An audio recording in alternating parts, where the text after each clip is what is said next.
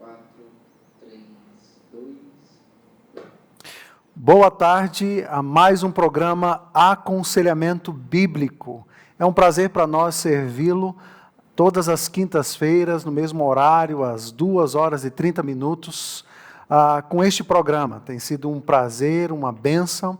Nós temos conduzido várias séries dentro dos temas da teologia prática do aconselhamento bíblico, justamente para trazer edificação, motivação, direção, orientação para a sua vida, baseada na Escritura Sagrada. Na última quinta-feira nós começamos uma nova série, Doces Ciúmes e o Amargo Ressentimento. Doces Ciúmes e o Amargo Ressentimento, então, será uma série que nós desenvolveremos ao longo do mês de setembro. Então, série Relacionamentos. E para isso, nós convidamos o nosso colega pastor Tito Lísias. Pastor, muito bem-vindo novamente ao nosso programa. Vamos então dar continuidade àquilo que nós começamos na última quinta-feira. Mas eu gostaria de cumprimentá-lo e agradecer pela sua presença aqui conosco. É um imenso prazer, uma boa tarde a todos que nos acompanham nesse momento. Semana passada foi muito bom estar aqui com os irmãos, caminharmos juntos sobre esse tema do ciúme, e hoje dar continuidade a esse assunto tão fascinante alegra muito o nosso coração. Sinto-me privilegiado e espero em Deus que tenhamos um momento muito edificante agora de tarde. Com certeza, nós vamos então dar esta continuidade. Muitas pessoas, pastor Tito, nos deram feedbacks e fizeram perguntas. Eu gostaria de encorajar você a fazer as suas perguntas. Nós anotamos pelo menos uma pergunta para nós colocarmos no programa de hoje, mas você está sendo encorajado agora a fazer a sua pergunta e nós vamos tratá-la da melhor forma possível. Não prometemos responder todas elas, dado a nossa limitação no programa, de tempo no programa, mas nós vamos fazer o máximo possível para reunir, até fazer uma combinação aí entre aquilo que mais está trazendo dúvidas às pessoas que têm acompanhado este programa, e para que realmente você seja assim abençoado, edificado a respeito de um tema tão importante, que toca a minha vida, a sua vida, a vida de todos nós, Verdade. né, Tito? Então, eu gostaria de pedir ao pastor Tito que nos relembrassem, né, a todos aqueles que têm acompanhado o nosso programa a respeito dos ciúmes de Deus, né? Então, esse é um tema bem, à primeira vista, chocante. Talvez você nunca tenha ouvido falar. Espera aí, o que é que esse pastor está falando aí? Os ciúmes de Deus? Por favor, pastor, o irmão pode nos relembrar? Vamos relembrar. Na semana passada, nós gastamos mais tempo, e até interessante que aquele que nos acompanha agora à tarde e não teve a oportunidade, possa procurar o programa anterior, onde nós trabalhamos o assunto, à luz da Escritura, do ciúme de Deus. O ciúme de Deus é revelado na palavra de Deus, e logo no início nós já encontramos, no livro de Êxodo, nós temos o nome do Senhor sendo apresentado como Deus ciumento, o seu nome é zeloso, e a palavra usada ali no original, tanto para o ciúme quanto para o zelo, é a mesma. E os nossos tradutores preferiram essa palavra zelo, porque ela é mais aceita socialmente, né? A palavra ciúme é carregada de aspectos pejorativos, jocosos, e é por isso que um dos nossos objetivos é o resgate desse princípio, né? Nós não vamos brigar por palavra, nós não vamos levantar a bandeira aqui etimológica, mas tão somente resgatarmos os princípios teológicos que apontam para a necessidade de compreensão desse assunto. E o que nós vimos na semana passada foi justamente os principais textos, Deuteronômio, Êxodo 34, que é o principal texto, Deuteronômio 4, que eu quero fazer menção agora à tarde, que apresenta essa ideia, né? O texto de Deuteronômio diz: porque o Senhor teu Deus é fogo que consome, é Deus zeloso. Então, Deuteronômio 4 diz que o ciúme de Deus, esse zelo de Deus, é semelhante a um incêndio. Então, a comparação é uma comparação muito forte. É algo que tem um poder de consumir em grandes proporções. Não é apenas uma chama, não é apenas um foguinho. Ele é representado de forma superlativa aqui através desse termo. É fogo que consome. Então, o ciúme de Deus, ele é intenso. Ele é permeado pelos seus atributos de bondade, de justiça, mas está conectado também com a sua aliança, o zelo de forma altruísta que Deus tem em cuidar do seu povo, em buscar o seu povo, em resgatar o seu povo para viver para a sua glória. Então, o ciúme de Deus passa por estes aspectos que nós vimos na semana passada, de fazer parte do caráter do Senhor, fazer parte de um dos nomes do Senhor, que representa alguns dos seus atributos, de ser contido. Então, é um ciúme que se acende, um ciúme que se eleva, que é provocado tanto por nós, mas também por inimigos que nos ameaçam, que ameaçam o nosso relacionamento com Deus, mas ele é contido também. Deus, ele é generoso ao sinal de nos arrependermos, de confessarmos os nossos pecados, a nossa idolatria inveterada, a nossa deliberada rebeldia, ele abrir os seus braços e, pela sua graça, nos recolher a esse relacionamento de fidelidade com ele. Então, esse texto é um texto muito interessante e é maravilhoso saber que, por causa desse princípio do ciúme de Deus, Josué advertiu até mesmo ironicamente o povo, dizendo, olha, se vocês não estão prontos a entrar num relacionamento com toda esta carga que envolve o zelo do Senhor, é melhor que vocês não façam aliança com o Senhor. Eu e a minha casa serviremos ao Senhor. E vocês? Ele diz lá no capítulo 24, não podereis servir ao Senhor, porquanto é Deus santo, Deus zeloso, que não perdoará a vossa transgressão nem os vossos pecados, se o deixardes e servirdes a deuses estranhos. Então se voltará e vos fará mal, e vos consumirá depois de vos ter feito bem. Então, Josué coloca a seguinte situação, olha, se vocês querem entrar num relacionamento de aliança com o Senhor, para mais à frente abandoná-lo, mais à frente servirem outros deuses, aquilo que o Senhor havia feito de bom para vocês, ele tornará em mal. Então, se vocês não estão dispostos a reconhecer que Deus é um Deus zeloso, um Deus ciumento, que não vai permitir que você nem flerte com outro Deus, nem encoste, nem pense, nem seja motivado por algum relacionamento com outro Deus, é melhor você não entrar nesse relacionamento. É melhor você não servir ao Senhor. Ele diz, eu e minha casa serviremos. Pergunta se o povo, então, serviria ao Senhor. Então, perceba que há uma conexão da ira de Deus com o ciúme de Deus. A ira santa de Deus e o ciúme santo do Senhor. Aqueles que provocam o ciúme do Senhor também receberão da ira do Senhor. De forma santa, seja para disciplinar, ou de forma mais justa para condenar, como nós veremos mais à frente, alguns aspectos que esses ciúmes do Senhor nos afeta na prática. Então, assim, basicamente, o que a gente viu foi isso. Um outro aspecto que eu acho que seria interessante ressaltar, nós apenas citamos na semana passada, com respeito ao ciúme de Deus, é que Deus não esconde o seu ciúme. Isso é maravilhoso. Nós, quando ficamos enciumados, geralmente alguns têm a tendência de se retrair, de ficar isso guardado, remoendo, sofrendo em seu coração. Deus revela, está lá na Bíblia. Deus é zeloso, Deus é ciumento. Ele não esconde de ninguém que esse é um atributo puro, piedoso, santo que ele possui. E não apenas isso, Deus contemplou a lei do ciúme. Nós falamos rapidamente na semana passada, mas para aquilo que a gente tem como proposta nessa tarde, seria interessante falarmos um pouquinho mais, se você quiser abrir a palavra de Deus, lá em Números, capítulo 5, nos tempos do Antigo Testamento, nós encontramos Deus preceituando aqui a lei do ciúme. Inclusive, você vai encontrar isso como um dos subtítulos. E essa lei do ciúme se aplicava a situações conjugais. O texto diz, quando sobre o homem vier o espírito de ciúmes, e tiver ciúmes de sua mulher, por suspeitar que lhe fosse infiel, o homem deveria levar a sua mulher até o sacerdote, juntamente com uma oferta de farinha, em favor dela. Essa era chamada de uma oferta de manjares de ciúmes. Olha, oferta de manjares de ciúmes. Nós sabemos que existiam, dentro da lei cerimoniais, vários tipos de ofertas.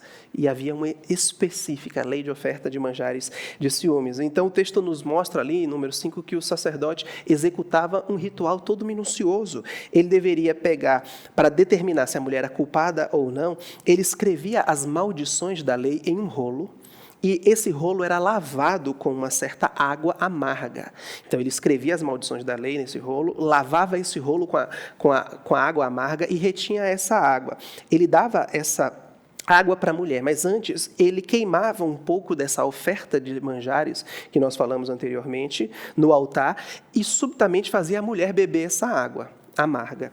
O texto diz que se essa mulher fosse culpada, nitidamente ela sentiria. A descrição do texto é: o seu ventre se inchará, a sua coxa descairá e a mulher será por maldição no meio do povo.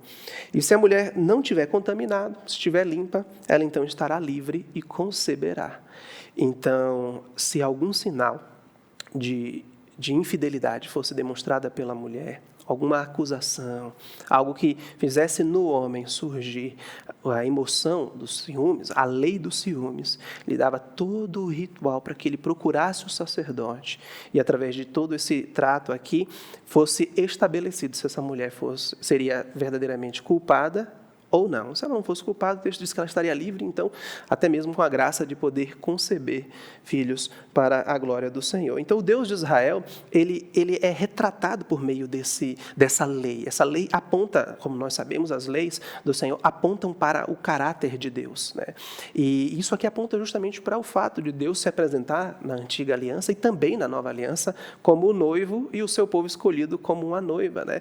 E uma vez que ele é o noivo, ele não vai admitir que a sua noiva seja tomada por um outro. Quem é que pode tomar das mãos de Deus a sua amada? Ninguém pode tomar das suas mãos. Então, número 5 retrata o próprio Senhor, o próprio Deus, quando Israel está numa jornada rumo à terra prometida, Deus deixando claro: olha, eu sou o marido, vocês são a minha noiva. Eu não vou ficar indiferente ao menor sinal de infidelidade de vocês. Eu não vou fazer vistas grossas. Se porventura vocês flertarem, ou se alguém tentar levá-los de mim, eu, como o seu marido, eu não sou um marido indiferente. Eu sou um marido que ama, e por amar eu cuido, eu zelo. Por isso que nós vimos na semana passada esses detalhes, outros textos que apontam para os ciúmes de Deus. Pastor Tito, eu me recordo de que, digamos, para mim, existe uma conexão, né, na realidade, uma substância quanto ao tema ciúmes, os ciúmes de Deus, mais precisamente falando, a partir de uma tradição da teologia bíblica reformada.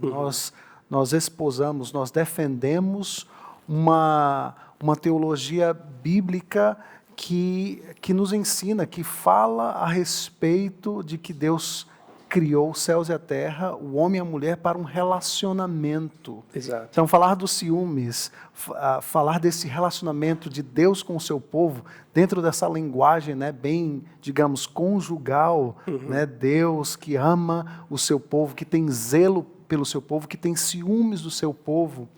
E o que a Bíblia nos traz, né, desse paralelo, desta relação de Deus e o seu povo e de marido e mulher, e nós podemos estender aí, então, aos outros relacionamentos. Então, ouvir a respeito dos ciúmes de Deus é ouvir a respeito desta relação pactual maravilhosa. Exato. Que a Escritura nos traz desde Gênesis. Deus se revelou, Deus veio ao nosso encontro e Deus estabelece um relacionamento de amor. E ouvindo hoje e na semana passada a respeito dos ciúmes de Deus, nessa perspectiva, eu acredito que deve trazer este renovo, né? Essa nova perspectiva bíblica para fortalecer os relacionamentos. Isso é uma bênção. Verdade. Eu gostaria de, então, perguntar, pastor Tito, como esse ciúme santo de Deus, né, nos afeta, né? Como é que isso acontece aí? Como é que ele nos atinge? Deus, ele não só sente ciúmes. Os ciúmes não é apenas uma sensação. Os ciúmes leva Deus a tomar algumas ações, né? Então, ele atinge a criação como um todo, tanto a justos quanto a injustos, né? É pelos ciúmes do Senhor, por exemplo, que os ímpios serão condenados.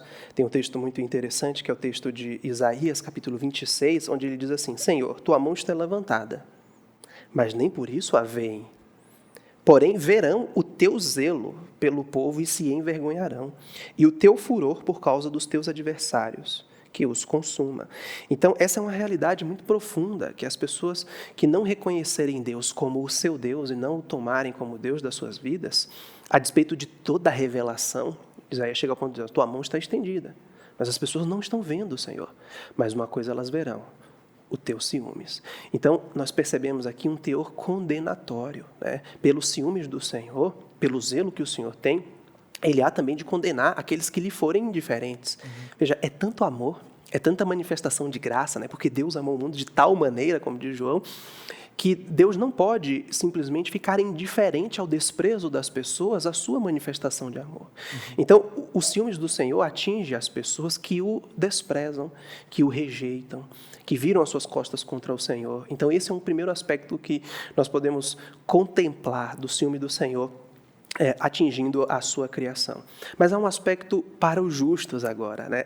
Nós mencionamos apenas rapidamente na semana passada, algo que pode inclusive chocar algumas pessoas, a ideia de que Jesus Cristo é a manifestação dos ciúmes do Senhor. Por quê? Porque eu creio que os ciúmes do Senhor afetam-nos positivamente de forma redentiva.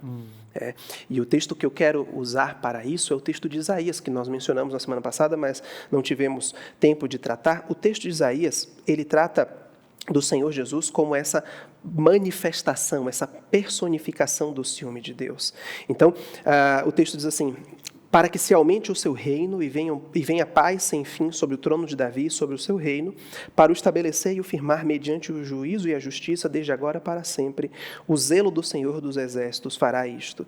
Então, a forma com que Deus executa os seus planos redentivos na história da humanidade contemplou prioritariamente a vinda do seu único Filho, Jesus Cristo.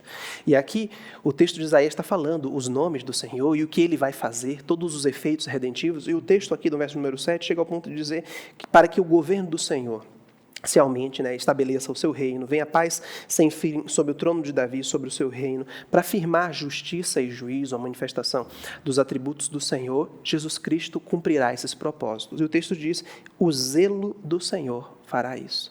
Então, olha que conexão maravilhosa. É como se Isaías estivesse dizendo, olha, o braço do Senhor que vai fazer isso, ele tem um nome, ele é zelo. Só que isso é personificado. Isso não é apenas um desejo, uma vontade do Senhor. Isso é uma ação encarnada.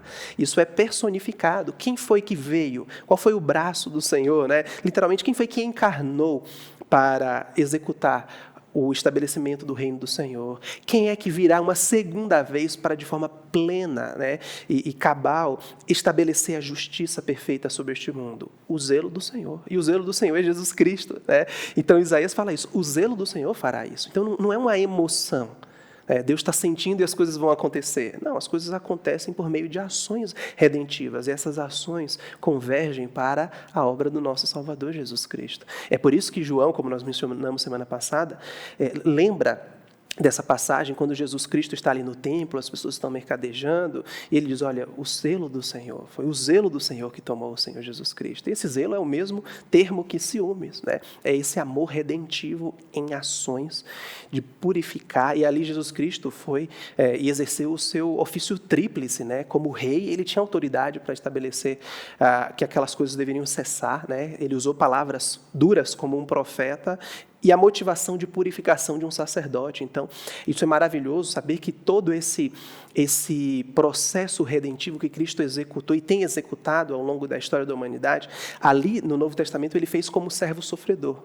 Ele bebeu o cálice da ira do Senhor, ele passou pela humilhação, a humilhação do nosso Salvador, para que nós não passássemos. Ele foi o servo sofredor, foi dele que o Senhor agradou moê-lo, para que nós não bebêssemos o cálice da ira de Deus. Então Jesus Cristo bebe dessa ira do Senhor, dessa ira ciumenta do Senhor, para que nós sejamos tomados pelo Espírito Santo e que possamos experimentar do ciúme piedoso, santo do Senhor, e não beber do cálice da ira do Senhor. Então aqueles que rejeitarem o Senhor, juntamente com toda a sua carga de amor, de zelo, de ciúme, beberão do cálice da ira do Senhor, dessa ira ciumenta. Por isso que a gente pode entender esses desdobramentos do ciúme do Senhor, atingindo tanto ímpios mas também atingindo os santos, né? Pela graça do Senhor, nós fomos atingidos pelo zelo do Senhor através da pessoa de Jesus Cristo. Uau. Nós poderíamos dizer, então, que a expressão máxima, materializada dos ciúmes de Deus é a pessoa de Cristo. É a pessoa de Cristo, é a pessoa de Cristo, né? Então, como eu citei na semana passada, o Ed Welch fala isso, né? Jesus Cristo é o ciúme encarnado de Deus, né? Então, ele trata dessa personificação, né? Isso choca um pouco no primeiro momento, como eu falei, por causa do termo, né? Esse termo ciúme ou ciumento é pejorativo, mas diante de todo esse resgate que nós temos tentado fazer, é importante nós entendermos como uma doutrina fundamental dessa, né? Cristo, ele é a manifestação, ele é a personificação dos atos redentivos do Senhor. Tito, agora falando a respeito dos nossos relacionamentos, ouvir tudo o que nós ouvimos até agora, a substância da revelação de Deus, a respeito dos ciúmes de Deus, nos traz essa clareza, esta convicção de que nós estamos falando de algo bíblico, né? Algo relacional, pactual, que faz parte da revelação de Deus nas Escrituras Sagradas.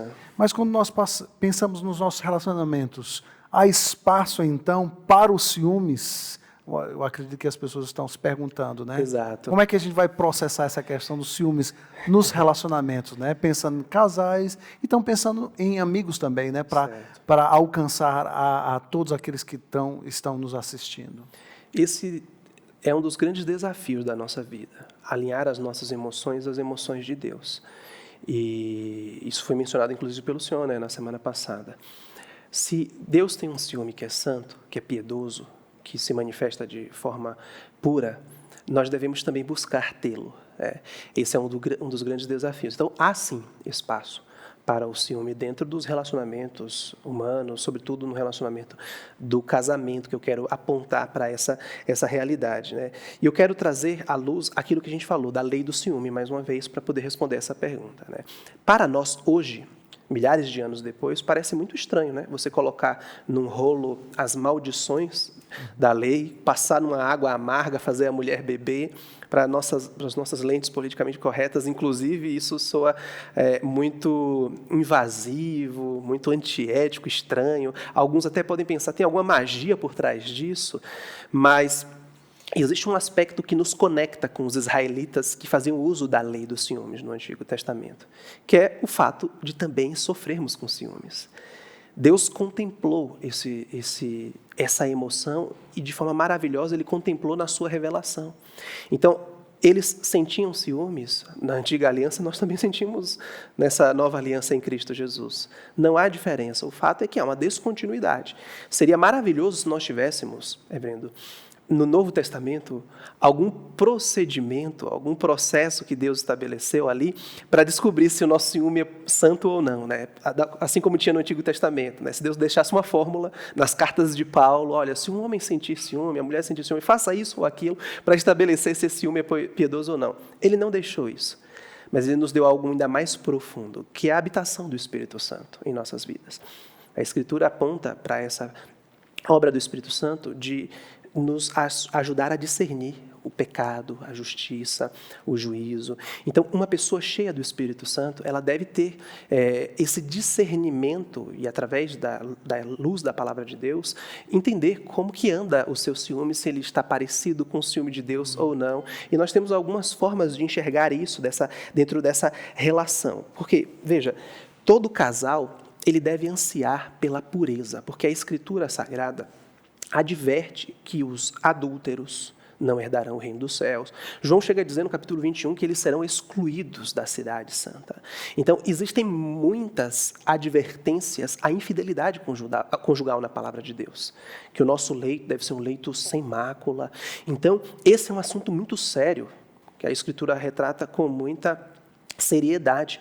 Então, homens e mulheres precisam estar atentos à dose correta do ciúme para que os seus relacionamentos sejam relacionamentos frutíferos, né? Eu citei na semana passada o autor John Bettler, que uma vez perguntado quais assuntos mais impactam os casamentos, se é o feminismo, se é o pós-modernismo, se é algum aspecto da vida do homem e da mulher, quando o homem trabalha fora, viaja muito, ele disse, olha, esses aspectos até podem contribuir para uma piora no relacionamento, nos ciúmes, mas o que é pior num casamento, ele pontuou, é a indiferença.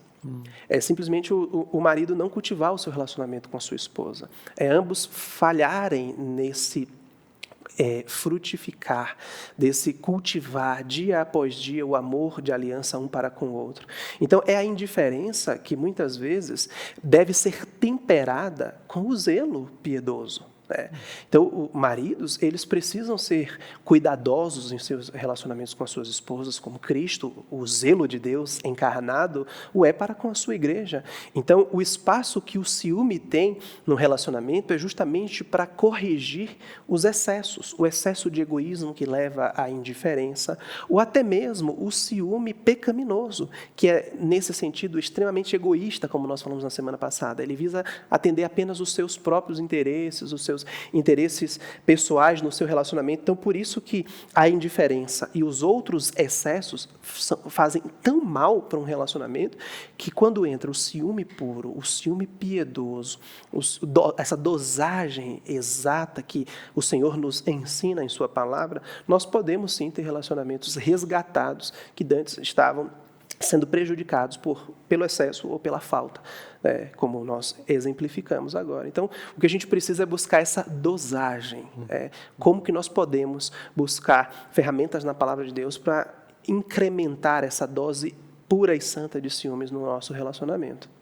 Eu acredito que isso está sendo, para todos nós, uma palavra abençoadora, Pastor Tito, porque eu acredito que essa questão da indiferença nos relacionamentos conjugais é algo muito comum. E pensando um pouco, a pandemia, que fez com que as famílias obrigatoriamente ficassem presas dentro de casa, fez vir à tona uma série de questões, digamos, casais passando por problemas e dificuldades, e brigas conjugais sem solução, e uma atrás da outra. Ouvir a respeito disso, avaliar o nosso coração, entender, digamos, esse ciúmes pecaminoso, que tem como referência eu mesmo, os meus benefícios, aquilo que eu vou perder, e ser impactado com a mensagem dessa, de resgatar este ciúmes divino, santo, escriturístico, bíblico. É uma palavra, eu acredito, de grande edificação, não somente para casais, mas para outras pessoas, nos relacionamentos humanos, de uma forma assim, bem direta. Então, eu creio que você que está nos assistindo em casa, que essa palavra realmente esteja tocando a sua vida, o seu coração, é palavra de Deus para a sua vida. Resgatar este amor de preservação, esse amor ardente pela sua esposa. E eu vou lhe dizer, essa é uma oração que Deus, com certeza, responde rápido, não é, pastor? Um marido pedindo, Senhor, olha, eu quero resgatar aquilo que está, sabe, indiferente, se a relação está morna, sabe, até mesmo dentro da igreja, falando fora da questão do relacionamento de casais, pensar em como nós podemos estar sendo indiferentes uns com os outros. Então, isso é uma bênção ouvir a respeito disso. Mas, para acabar, pastor, eu gostaria de fazer mais uma pergunta. E a pergunta é a seguinte: como dosar o ciúmes santo e piedoso no casamento? Mas, para estender um pouco a pergunta, eu vou mencionar uma colocação, uma pergunta que foi feita pelo Márcio Rodrigo na semana passada. Eu agradeço ao Márcio Rodrigo pela pergunta que você fez e ele colocou ali no chat excelentes argumentações. Todos nós, então, possuímos um doce ciúmes. A medida em que ele se aflora determina se é para o bem ou se é para o mal. Levando isso para a relação da vida cotidiana, em qual momento compreender que estamos passando do normal, já que muitas das situações ficam maquinando o nosso psicológico? Então, essa é a contribuição à pergunta do Márcio Rodrigo, feita na semana passada, tocando justamente nessa questão da dosagem do ciúme santo e piedoso no casamento. Eu apenas inverteria, eu diria que após a queda, deixando bem claro, todo o nosso ciúme, inicialmente, ele é pecaminoso. É através da santificação que nós, à luz da palavra de Deus, pela operação do Espírito Santo, somos ensinados a medir a intensidade do nosso zelo, a motivação do nosso zelo, e pelos princípios da palavra de Deus, praticá-los, de modo que, então, nós conseguimos espiritualmente, ou não vou dizer nós, mas o Espírito Santo em nós, nos leva a manifestar o ciúme piedoso.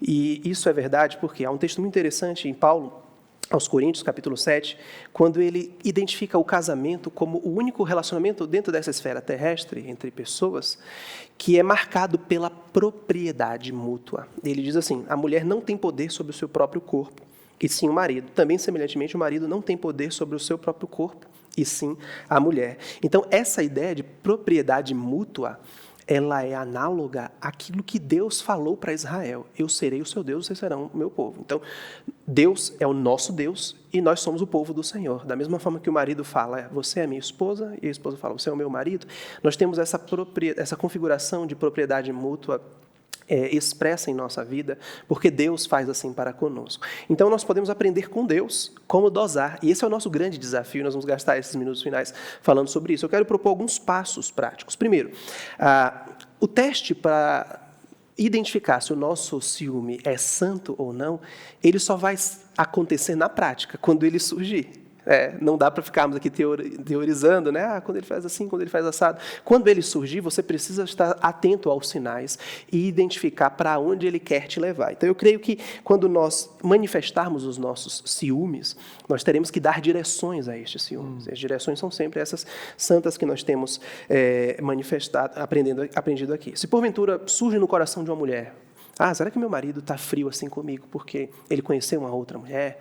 Ou se o homem pensar dessa forma, minha esposa está diferente comigo, o que está acontecendo? Ela está flertando com outro homem? Se tivermos um ciúme pecaminoso, isso vai nos levar ou a um enclausuramento, né, a fechar-nos em nós mesmos, ficarmos magoados com aquilo, ou até mesmo confusos sem saber o que fazer diante daquilo. Isso só vai aumentar a desconfiança relacional, ou as pessoas vão para o outro extremo de até agredirem o outro ao menor sinal, legitimamente ou não. A agressão nunca é legitimada biblicamente, mas essa pessoa pode, pelo sinal de desconfiança, querer agredir ou não, um fato consumado, mas isso jamais lhe permitirá fazer tamanho pecado. Então, as pessoas podem ter essas reações pecaminosas. Quando nós somos dirigidos pelo Espírito Santo, nós devemos fazer algumas perguntas e tomar alguns passos práticos para conduzir os nossos ciúmes ao caminho da piedade. E o primeiro passo que eu diria é o seguinte: considere que o ciúme deve ser levado a sério. Biblicamente, a gente não pode passar um pano. A gente não pode fingir que as ameaças não existem. A gente não pode pressupor que as coisas vão sempre caminhar bem. O fato de Deus estabelecer uma lei dos ciúmes é porque o assunto precisa ser tratado com um certo rigor. Deus não estabeleceria na sua lei um assunto que fosse apenas um detalhe de segundo plano da nossa vida. Então, a gente precisa, a partir desse pressuposto, olhando para a lei de ciúmes, é que Deus trata esse assunto, e esse assunto precisa ser levado a sério. Se ele surgir no nosso coração, nós não podemos sublimá-lo, nós não podemos abafá-lo, dizer, bobagem, isso é coisa da minha cabeça, e fingir que nada está acontecendo dentro de nós. O nosso coração é enganoso e corrupto, então nós não podemos nos omitir diante dos sinais. os ciúmes surgirão, independente se ele é santo ou não, eles surgirão. E a gente precisa, em primeiro lugar, levá-lo a sério, encará-lo, tratá-lo, né? Ficar de cara com o nosso ciúme e poder, então, dar direções a ele. O segundo aspecto que eu acho que esse texto do Antigo Testamento, da lei dos ciúmes, nos ensina, é que o ciúme não deve ser tratado sozinho. Então, ele manifestou-se em seu coração. Eu creio que o segundo passo que nós podemos fazer é comunicar com o nosso cônjuge ou o objeto do nosso ciúmes. Então, uma conversa franca, uma conversa transparente precisa ser feita. Olha, eu estou lutando com o ciúme no meu coração porque aconteceu isso, isso ou aquilo. E eu queria que a gente conversasse sobre isso. Né? Se procede o meu ciúme, se não procede. Veja, é pelo zelo, é pelo amor, é por não permitir que nada macule essa aliança de amor que nós podemos ter conversas em amor, sempre respeitosas, sempre graciosas com o nosso cônjuge. Por exemplo, se o nosso cônjuge marca um horário conosco, estabelece um determinado horário para nos ligar, e isso não acontece, ele não chega, ele não liga, você pode, se aquilo te incomoda, perguntar, o que aconteceu? Você está desconfiando de mim? Não, eu estou zelando pelo nosso relacionamento. E a Bíblia diz que nós somos confiáveis no pouco, nós seremos confiáveis no muito. No grande, né? Se da mesma forma isso é proporcional, se nas pequenas coisas nós falhamos com a nossa palavra, por que nas coisas maiores nós não podemos ser questionados quanto à nossa falha? Então, os casais precisam conversar sobre isso diante dos sinais que surgirem, não simplesmente tentarem abafar. Mas então, meus irmãos, para que a gente possa concluir, como que Deus nos ensina em seu relacionamento pactual conosco, de propriedade, a exercitar esse ciúme na prática? Deus nos ensina de algumas maneiras. Em primeiro lugar, nós precisamos falar do nosso amor para o nosso cônjuge, porque Deus não omite o seu amor para conosco. Em toda a Escritura, o Senhor fala, com amor eterno eu te amei, com benignidade eu te atraí. Deus sempre manifestou o seu amor para conosco. E a melhor forma de nós darmos a direção correta para os nossos ciúmes, quando eles surgirem, é quando há um ambiente de amor em nosso lar. Se nós cultivamos o nosso relacionamento, se nós demonstramos o nosso amor ao nosso cônjuge, quando o ciúme surgir em nosso coração, e nós manifestarmos ao nosso cônjuge, a atmosfera de amor vai permitir com que ele sinta que aquilo é uma iniciativa salutar. É mais uma das suas manifestações de amor. O problema se dá porque muitas vezes os casamentos não estão sendo cultivados. O marido ou a mulher falha no exercício do seu papel, e aí quando ele é tomado por um sentimento de ciúmes, e ele vai cobrar, ou ela vai cobrar, o ambiente já está tão desgastado, o relacionamento já está tão seco, que aquilo é recebido como algo ofensivo. Como assim? Como você ousa desconfiar de mim? A Bíblia trata isso como algo sério. Não bastava simplesmente um homem pensar, será que minha mulher está me traindo ou não? Não, vai ao sacerdote e Deus vai estabelecer a verdade. Então, assuntos sérios precisam ser tratados de forma séria.